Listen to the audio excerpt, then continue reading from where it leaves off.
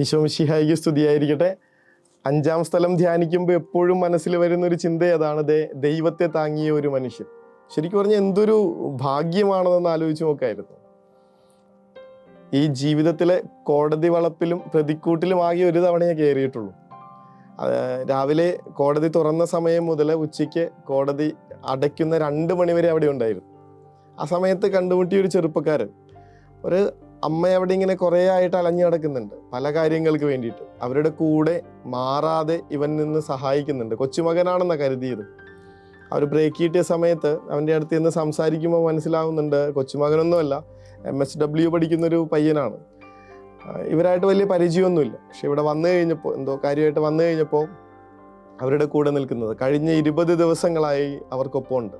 ജയിക്കുന്നത് വരെ അവരുടെ കൂടെ ഉണ്ടായിരിക്കുമെന്നുള്ളൊരു വാക്കും തന്നു നമുക്ക്.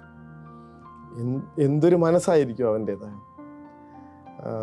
സ്വന്തം മകന് ഭ്രാന്താണ് എന്ന് മൊഴി കൊടുക്കുന്നതിന് വേണ്ടി ഒരപ്പൻ്റെ കൂടെ പോലീസ് സ്റ്റേഷനിൽ പോയ ദിവസങ്ങൾ ഓർക്കുന്നുണ്ട്. കഠിനാനുഭവത്തിൻ്റെതായിട്ടുള്ള 6 ദിവസങ്ങളായിരുന്നു അത്. പല കാര്യങ്ങൾ, പല ബുദ്ധിമുട്ടുകൾ, പല ചോദ്യങ്ങൾ. പക്ഷേ നമുക്ക് ഭാരം തോന്നിയില്ല, നമുക്ക് മടുപ്പ് തോന്നിയില്ല. കാരണം അപ്പുറത്ത് നിൽക്കുന്നത് മറ്റാർക്കൊക്കെയോ വേണ്ടി മുറിഞ്ഞുകൊണ്ടിരിക്കുന്ന ക്രിസ്തുവായിരിക്കുമ്പോൾ ഇപ്പുറത്ത് നിൽക്കുന്ന നമുക്ക് എങ്ങനെയാണ് ഭാരം തോന്നുന്നത്? ഈശോയുടെ വചനങ്ങളൊന്ന് ധ്യാനിക്കുന്നത് നല്ലതാണ്.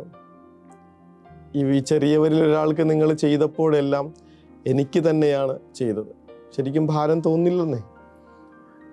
മറ്റാർക്കൊക്കെയോ വേണ്ടി മുറിഞ്ഞ് ജീവിതം ഏൽപ്പിച്ചു കൊടുത്ത്, അവർക്ക് വേണ്ടി ഇങ്ങനെ ജീവിതത്തിൻ്റെ സമയവും കഴിവുകളും മുഴുവൻ കൊടുത്ത് അതിനുവേണ്ടി ഒരുപാട് മുറിവുകൾ ഏറ്റെടുത്ത് നിൽക്കുന്ന ചില മനുഷ്യരെ ഒന്ന് ചേർത്ത് പിടിക്കുമ്പോൾ, അവരുടെ ഭാരങ്ങളിൽ അവരുടെ കൂടെ നിൽക്കുമ്പോൾ നമ്മൾ ഈശോയെ തന്നെ സഹായിക്കുക ചെയ്യണേ.